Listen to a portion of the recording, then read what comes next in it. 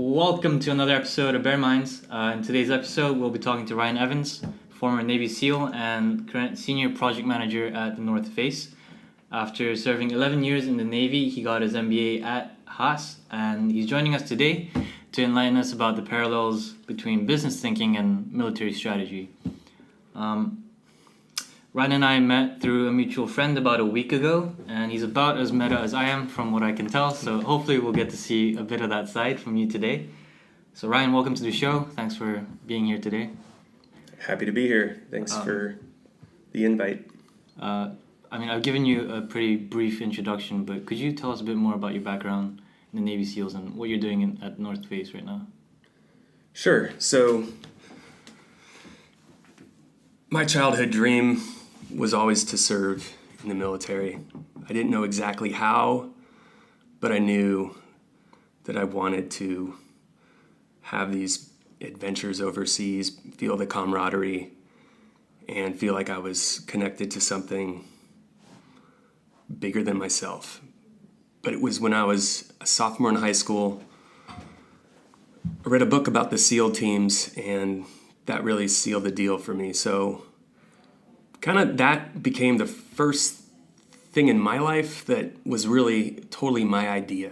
You know, my parents had made sure I was doing a bunch of sports and other activities, and I did them and enjoyed them, but was pretty casual in those things, and after a while, I wasn't doing them anymore. But when I set my mind on this, I was just a kind of a scrawny kid with good athleticism, but had a lot to do in order to make it into the program alone. I mean, getting into the SEALs is arguably it's the hardest part, because once you're in, you just don't quit. It's on you. You control your outcome to a large extent. I mean, you can always get hurt. Something could come up, but getting in was the hardest part. So I had my work cut out. Graduated in 1997 and went to the University of Colorado, primarily because I thought it was an awesome training environment, and I love the mountains anyway, and so it was totally me, and it was a great place to prepare for BUDS, which is Basic Underwater Demolition SEAL School. Fortunate to have a lot of lead time to just kind of do one thing every day, more or less, that prepared me for the application to the program and whatnot. So was able to just over time, and being focused on it, make it happen, and became a commissioned officer in 2002. Went straight to BUDS Class 242. And made it through and went on to serve on East Coast SEAL teams. I served at a special boat team and also at West Coast SEAL teams before 11 years later I was leaving the service and was doing so to, and ended up going to UC Berkeley Haas School of Business. That's where I met Moses Lowe, founder of Send It. He's the mutual contact that got YJ and I together. So that's just a quick shot at what got me here to Haas. And then my idea at the time was to work in the outdoor industry. Think Patagonia, North Face, Arc'teryx, companies like that. For the reasons that I understood that class of goods, like apparel, footwear, backpacks, those are all things that I understand the features and benefits between different models, and had a unique user experience both as a team guy and also just as an outdoor user myself. Love mountain biking, rock climbing, running, all those things. So felt I understood the class of goods. I love that the industry is really built on wild places. If it wasn't for wild places, there wouldn't be a need to have these backpacks and these, waterproof, breathable jackets and all these things. So in addition to that, the whole idea of how do we get more people outdoors? I learned so much through my own experiences in the outdoors. Usually, learn the most from the hardest the hardest things. It's usually the things that suck the most that you end up valuing the most and looking back on and being glad that it sucked because you got through it and you're looking back on it, and after the fact you want to think that it was as hard as it could have been. Anyway, so for all those reasons, I was interested in the outdoor industry. Great. My mentor at the time was running a newly created innovation position there at the North Face. He wanted me. He was willing to understood that though I didn't have any experience in that industry, he had seen my intangibles. He knew my work ethic and a lot of just important kind of soft skills and intangibles about me, and he was committed to making sure I was developed to be successful in that new industry. So it was great working for him, and it's been 2 years now that I've been the project manager of product innovation there at the North Face. So all the leadership skills and all the strategizing and analyzing, all these skills that you developed in the SEALs, do you feel like that transferred to your life now, your job now? God, everything builds. Everything builds. That's where you can't waste time worrying about a bad opportunity, because in some way, shape, or form, like, that helps make you who you are, and you're just going to build on it. So everything I'm doing now is in some way, shape, or form there because of my past. It's in the journey, the path that got me here. So yes, and sometimes you can't put your finger really on what makes you tick. It's really complicated. Sometimes you can, if you sit there and think long and hard, you can identify those people that really maybe made the difference in your life, or you can think back to those. Sometimes there are singular moments that you can where you can say, yeah, my life changed right there.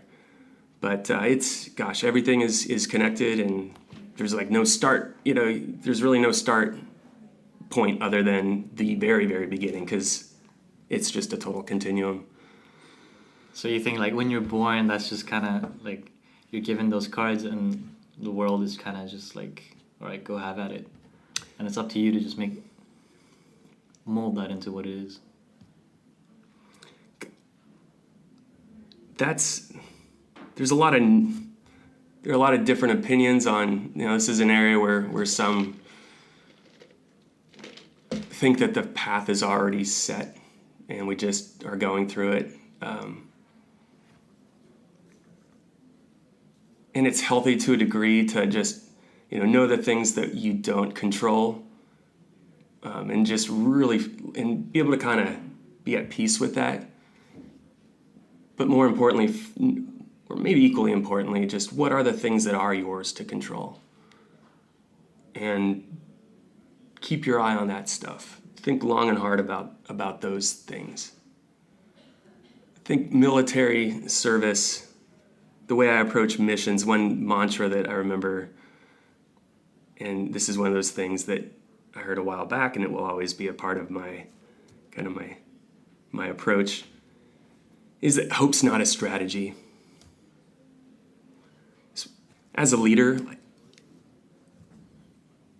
if you just hope the mission goes well, hope there's not an ID on that road,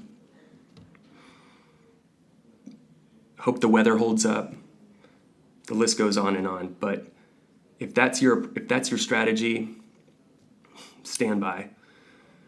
So I think my time in helped me really realize that I have a lot of work to do to make sure to ensure that mission is successful. And that starts way before actually stepping out the door and doing a mission. That starts way back. So I'll kind of get into So you said at the beginning how there's kind of a list of buzzwords that you shared with me.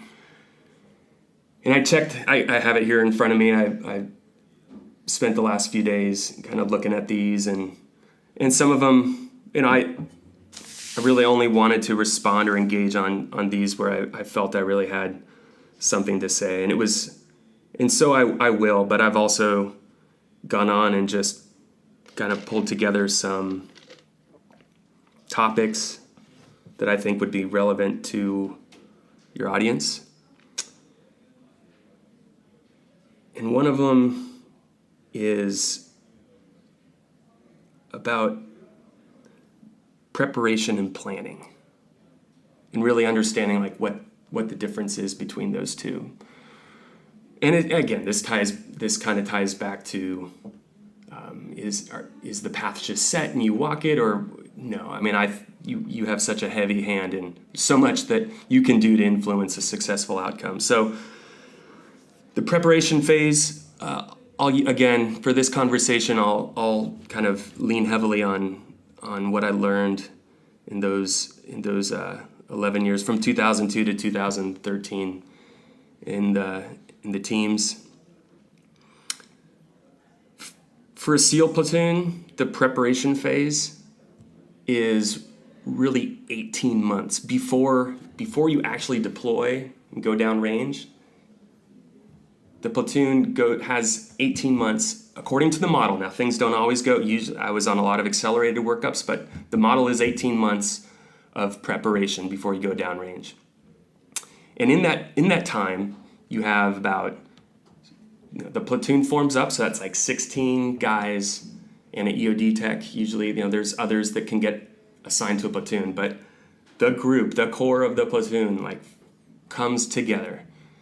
And these are people with maybe 3 deployments under their belt, and there are a lot of new guys that this is their first deployment that they're preparing for. And so during that preparation phase, you go through, again, you form up, everyone's there, it's critical that even though you might have some total badasses that have been in Afghanistan, been in Iraq, been in some other, hot spots before, and they have all their experiences and they know their stuff. They haven't worked with, no one has worked together at that point. When a platoon forms up, no one has kind of that common baseline established. It's just a bunch of individuals.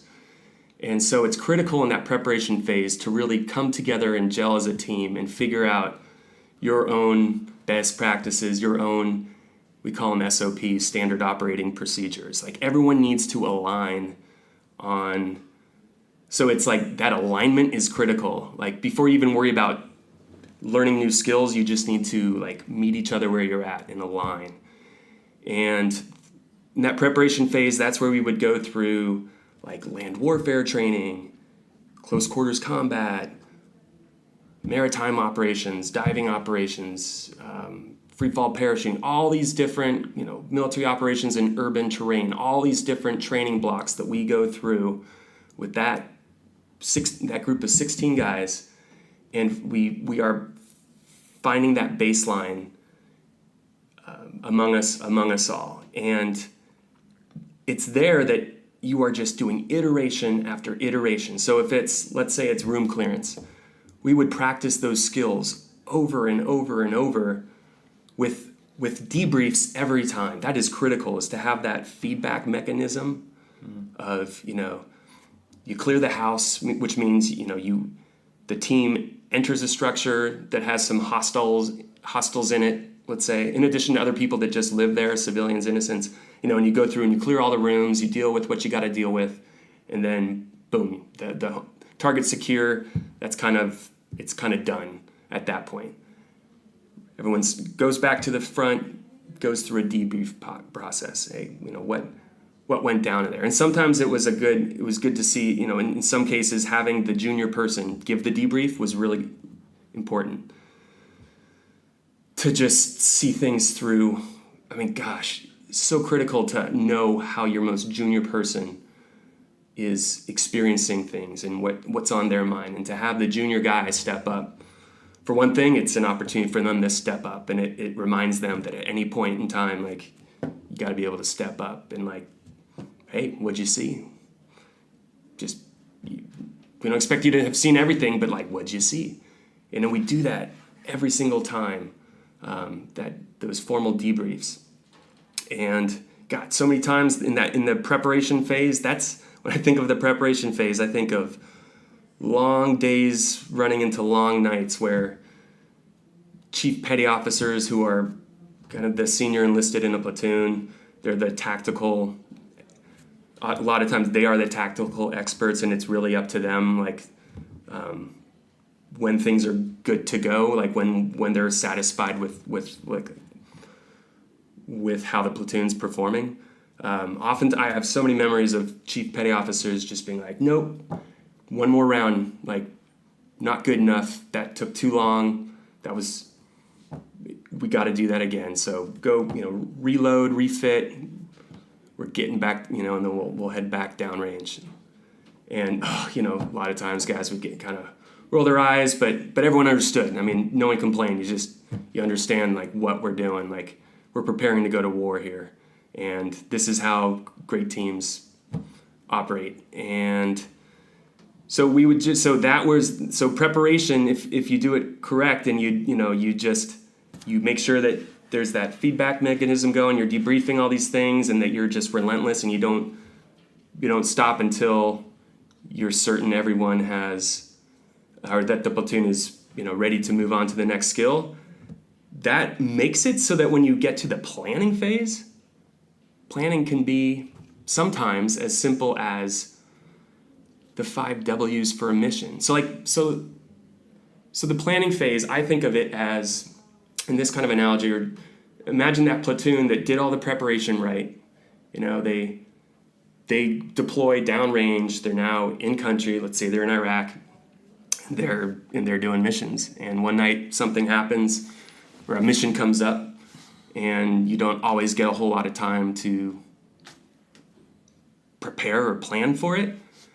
If you did the preparation work right, planning can be really quick because you've established your SOPs, you have that baseline set. Mm-hmm. So it could be, in some cases, it was as simple as, what's the grid coordinate we're going to? What's the timeline? Who's the target? What they look like?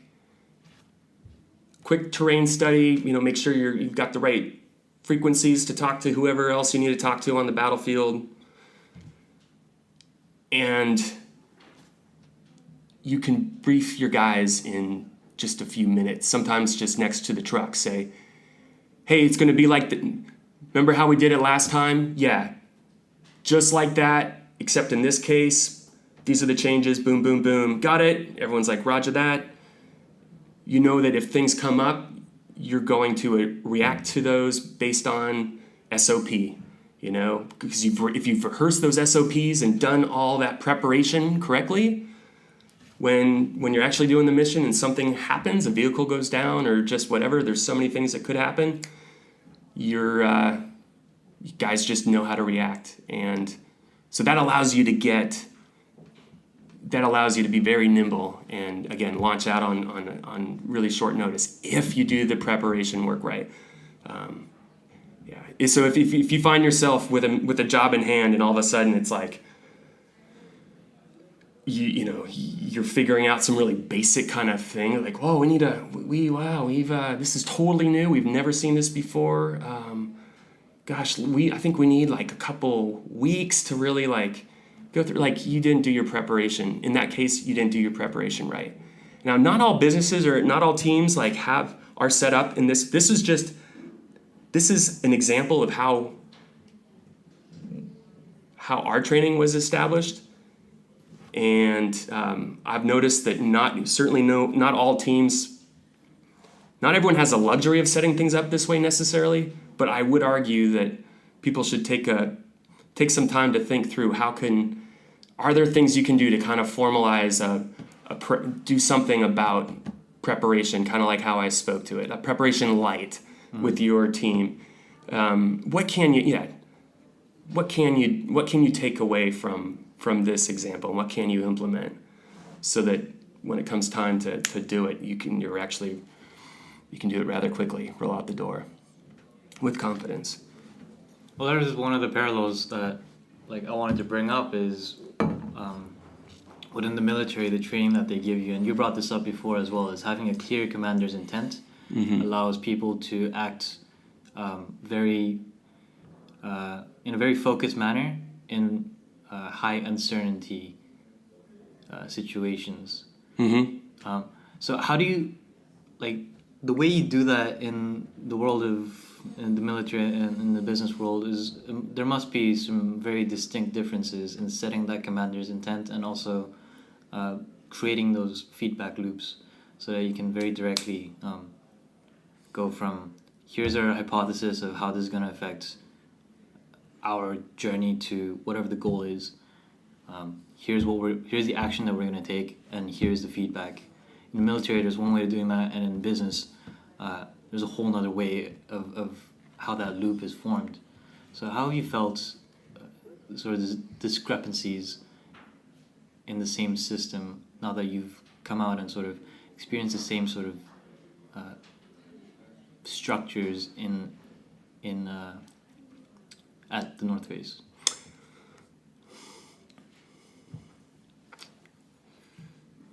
Yeah, commander's intent, man, I can't help but think about what enables that to be, that whole thing you described is very difficult for very centralized companies or teams to succeed. I can't help but think that decentralized command and control is a critical prerequisite to really enabling that to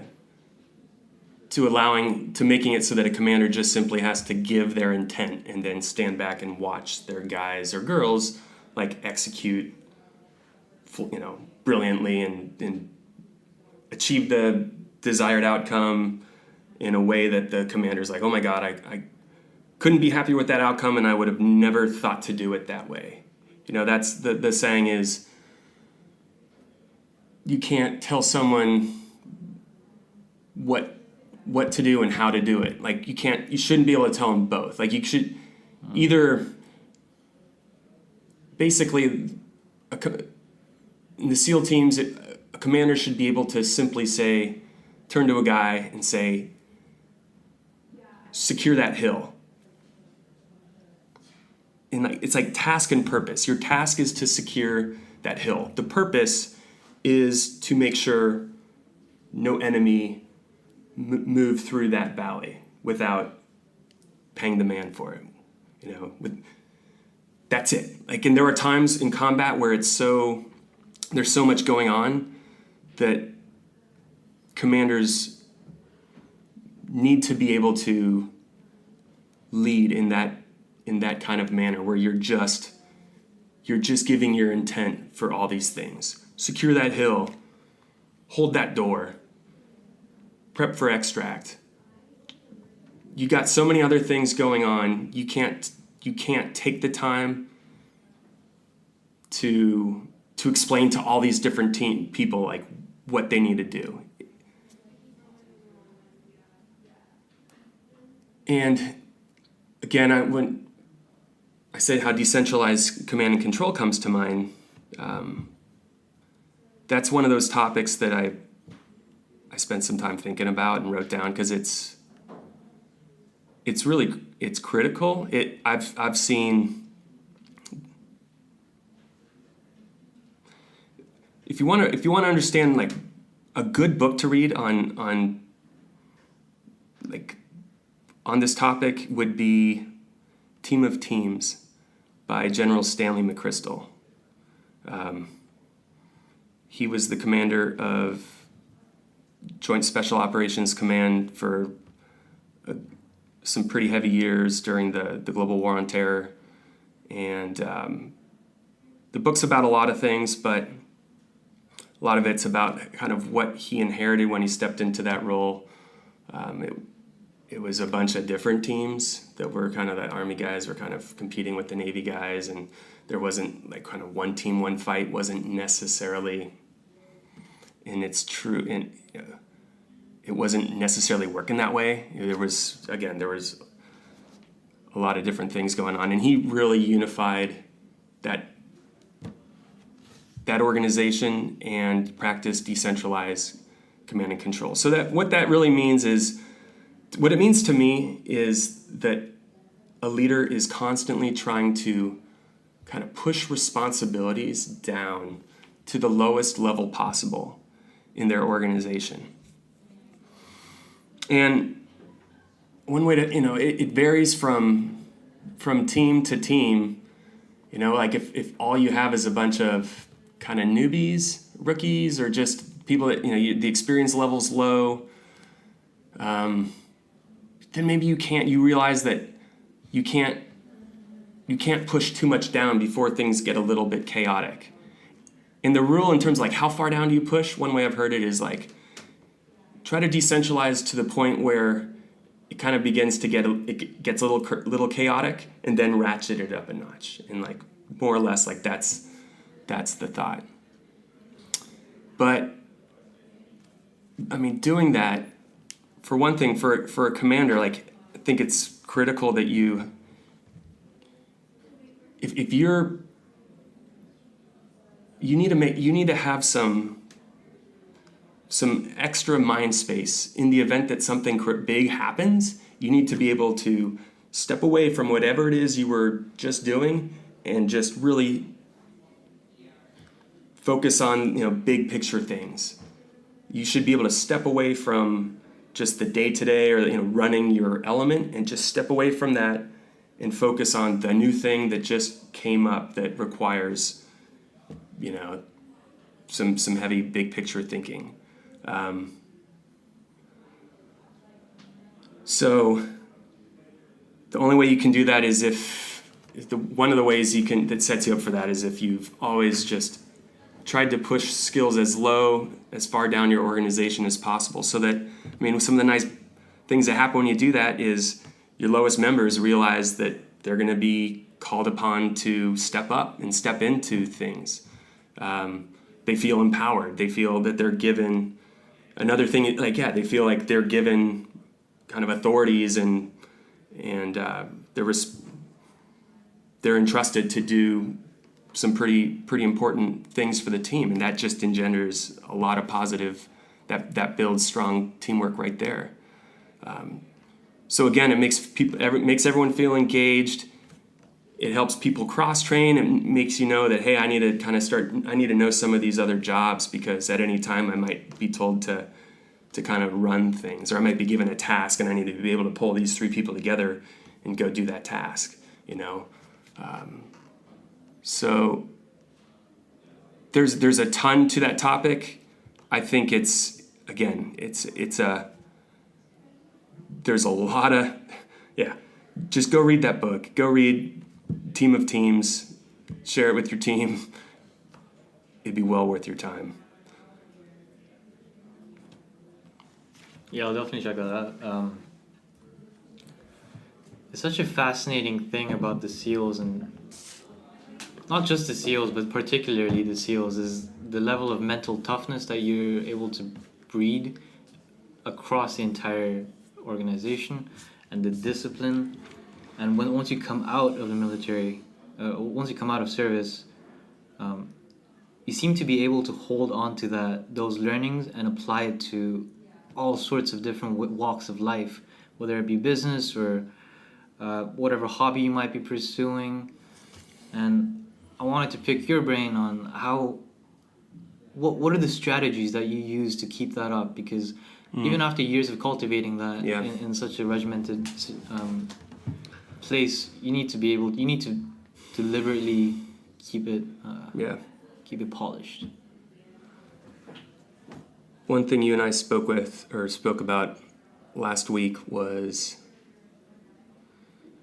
you're only as good as your last op.